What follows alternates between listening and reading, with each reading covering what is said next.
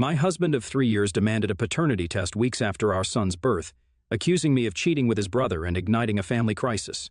So I, 29 female, just gave birth about 3 weeks ago, and my son and I are currently living with my in-laws because of a horrible fight with my husband Michael, 32 male. Michael said that he wanted me to get a paternity test 2 weeks after our son was born because he suspected that the child was his brother's.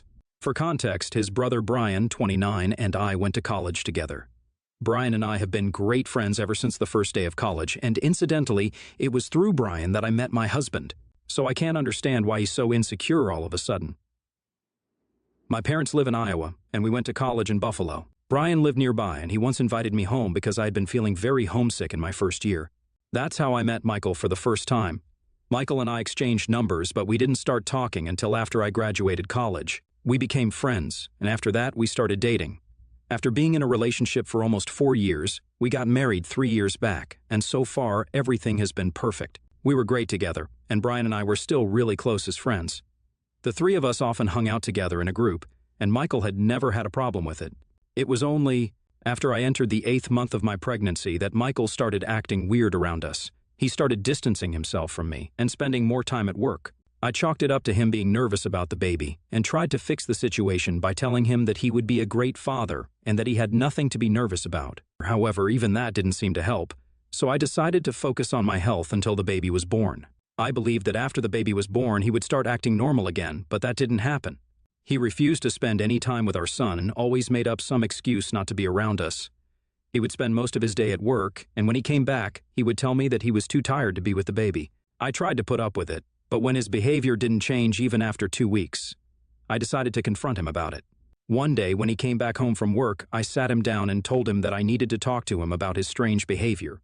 He tried to convince me that he was just tired from work and stuff, and that this had nothing to do with me or the baby, but I didn't buy it.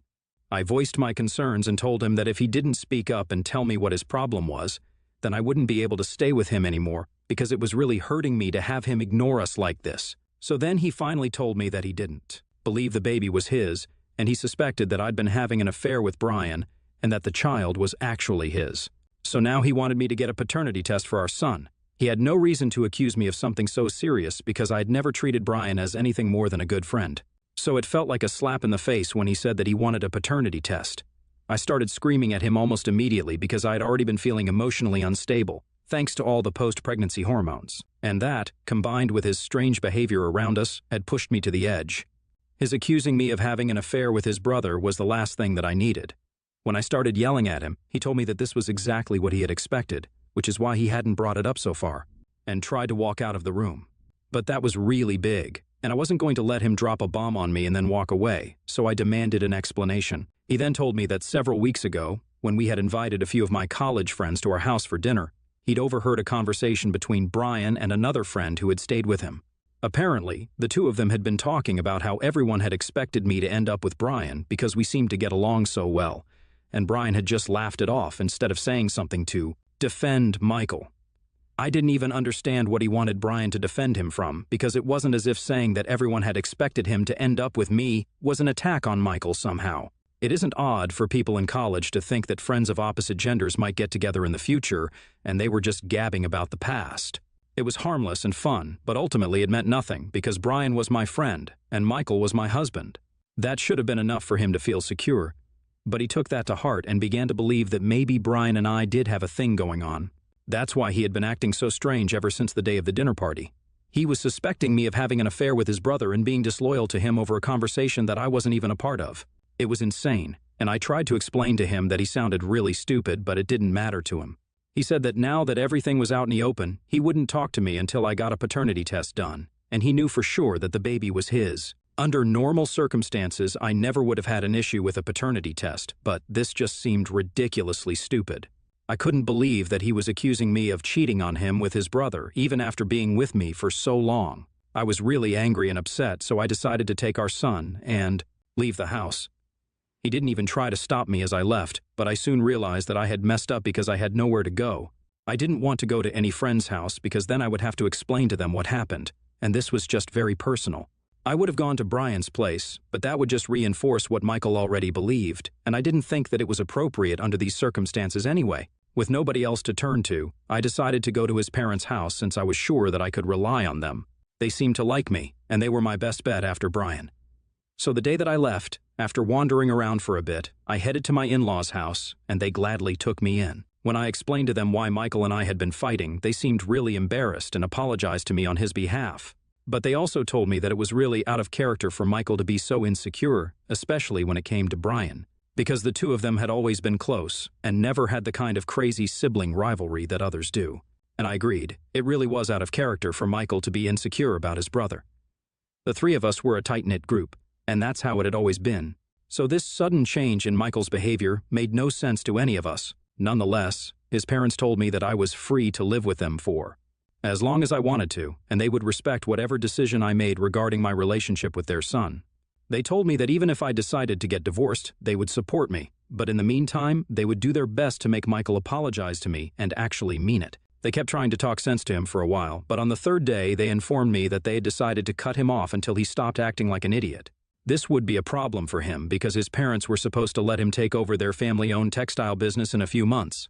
His parents were retiring, and he had been in the running to inherit their business, but if they cut him off, Brian would end up inheriting it, and since he had no interest in running a business, he would probably sell it off, but then Michael would get nothing out of it. But the truth was that my in-laws only wanted him to reconsider what he was asking of me and accusing me of, scaring him into thinking that he was going to lose the business. They didn't really have any intention of letting the business go to Brian because they knew that he would sell it, and they had worked hard to build a brand for themselves. They were obviously not going to throw it all away over my fight with Michael. They told me that they were just going to let Michael think that they were cutting him off for good, and eventually he would come around and apologize to me. Then we could sort things out between the two of us, be it by getting back together or getting divorced. Their only goal was to make him apologize to me and talk things through with me. And I appreciated that they were doing so much for me because I had nobody else to count on. I couldn't tell any of my friends. And I definitely couldn't talk to Brian about any of this because this had a lot to do with him. So Michael's parents were the only ones keeping me sane. After his parents told him that they were going to cut him off, we expected him to reach out to me immediately to sort things out, but he waited for a day before contacting me. When he called me 2 days ago, I expected him to apologize to me, but as soon as I picked up the call, he started screaming at me and accusing me of trying to manipulate his parents into giving Brian control of the business so that the two of us could benefit from it, because apparently he was my lover now. I could hear his voice cracking and knew that he had been crying, which made me feel terribly guilty. He told me that he knew what I was trying to do, and he couldn't believe that I was cheating him out of a business as well as his baby. He called me heartless and whatnot before I finally told him that his parents were not going to give the business to Brian, they were just trying to scare him into thinking exactly that so that he would contact me and talk to me. He went silent for a while after I told him that, and then he said that I was just evil incarnate. He said that he couldn't believe that now I was even trying to turn his parents against him, just because he had valid concerns about the true paternity of the baby that he was supposed to be raising for the rest of his life. It was infuriating to hear him talk about how valid his concerns were, when in reality his only concern stemmed from a stupid conversation that he had overheard. I tried to argue with him, but he told me that instead of wasting both our time by fighting, I could just do the right thing and get a paternity test. He accused me of being manipulative to get my way and told me to keep his parents out of this.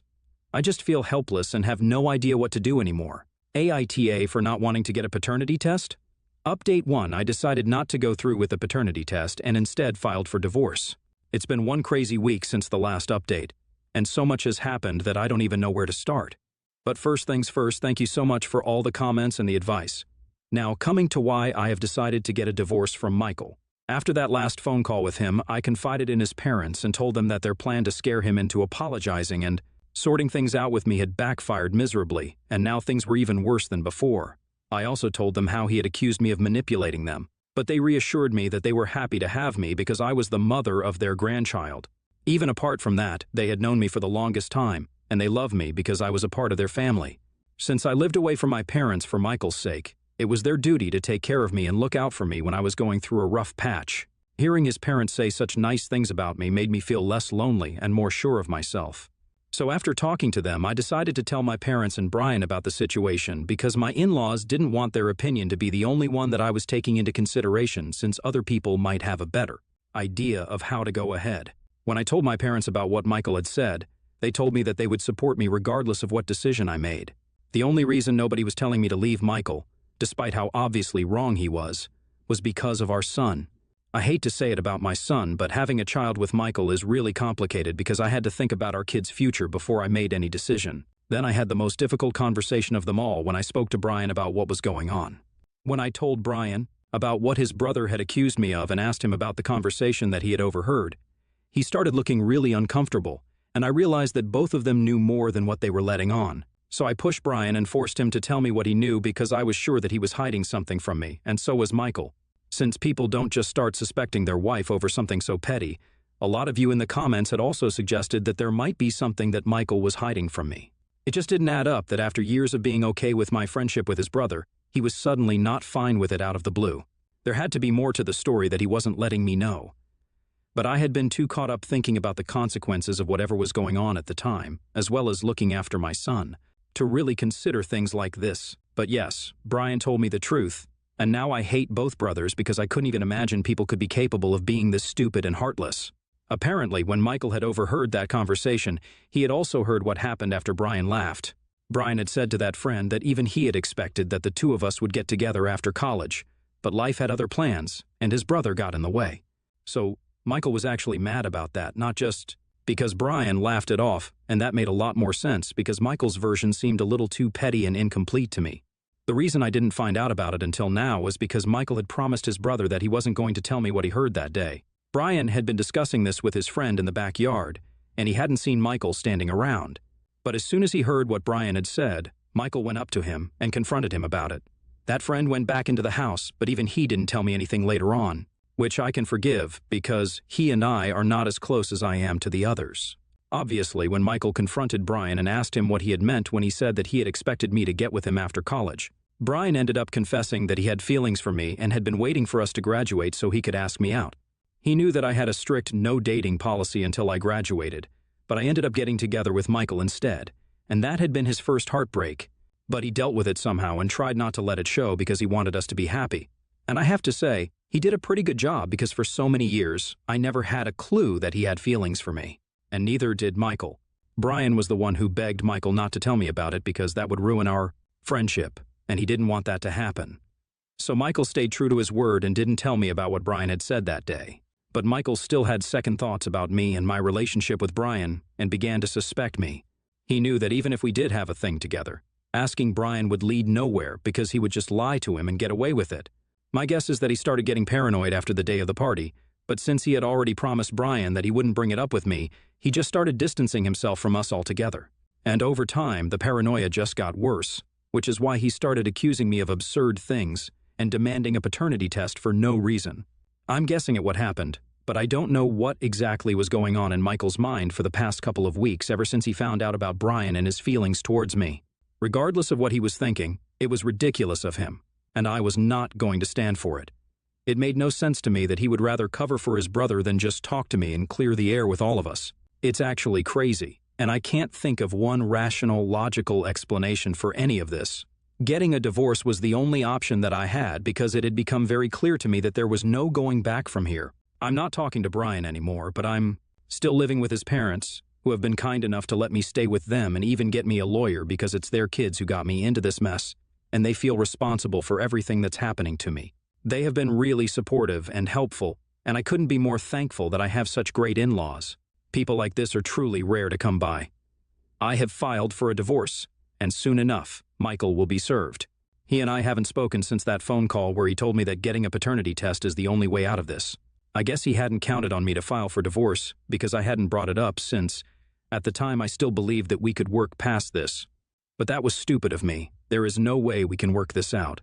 He's being insane right now, and I don't think that's the kind of energy that I need around me as a new mom still struggling to adjust to life with a baby.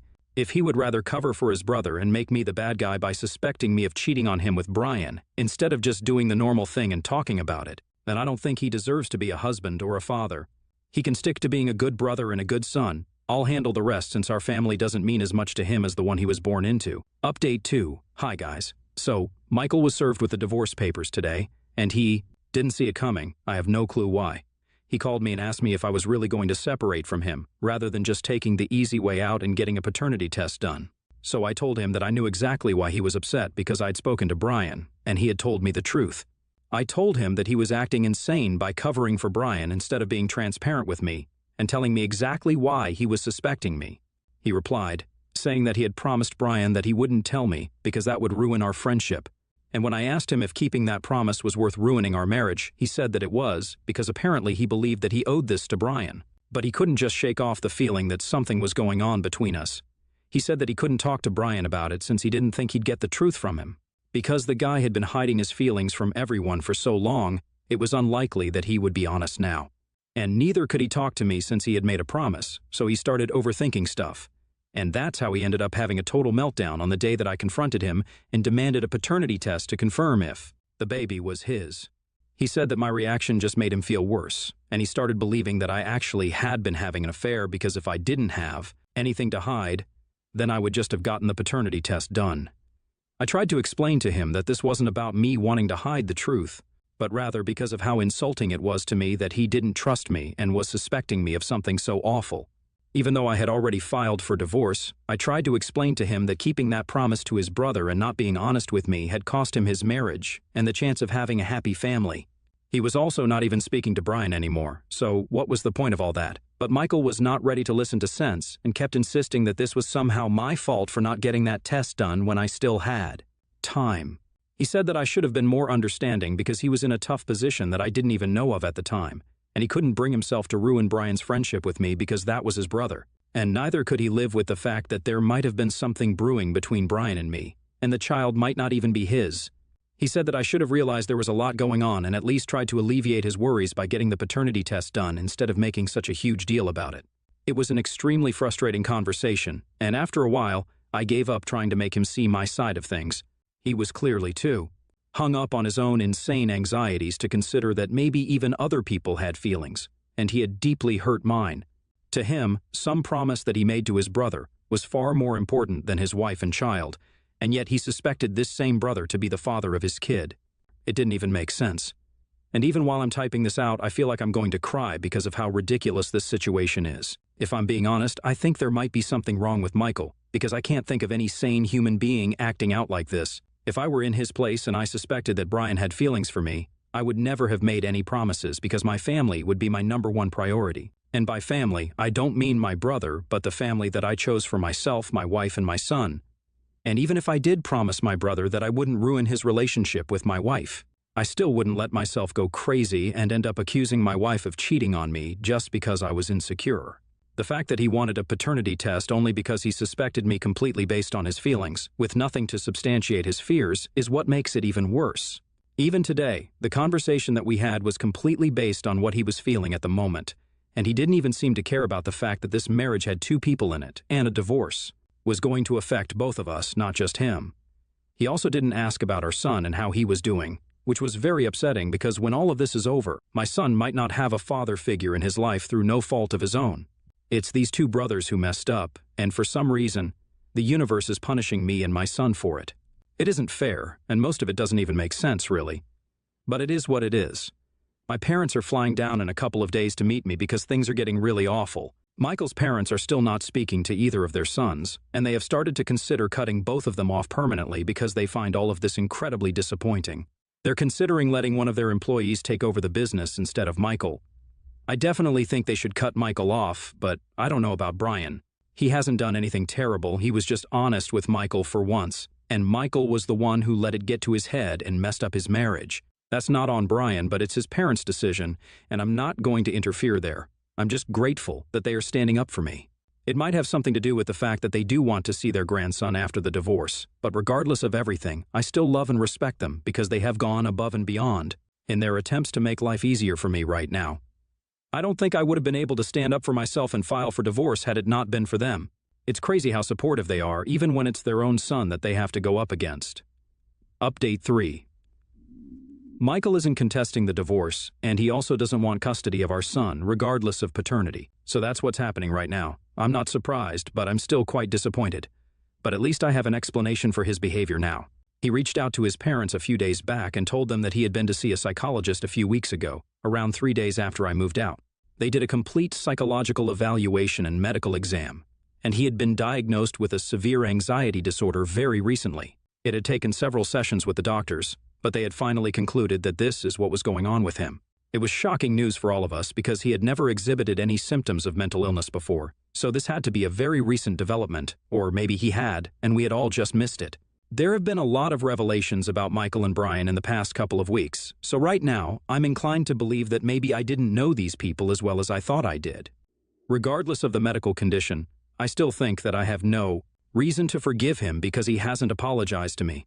His mental state can be an explanation for his behavior at best, but not an excuse to do whatever he pleases and say whatever he wants to. He didn't even have the courtesy to inform me himself. He told his parents, and that's how I got to know. Apparently, he has also been fired from his job for not showing up for 1 week straight after I left, and he needs money to cover rent, which is another reason why he contacted his parents. I thought he might be lying about the anxiety disorder, but he had all the legitimate medical documents to prove it, so I guess it's real, and this is happening. In a way, I think it's for the best, if he doesn't get to be with me or see his son for a while, not until he's better at least. The divorce proceedings are about to begin in a couple of days. My parents are already here, and we're all living together in my in-laws' house, who have been gracious enough to open their home even to my parents. I just pray that everything falls into place soon, and that I can regain some sense of normalcy in my life now.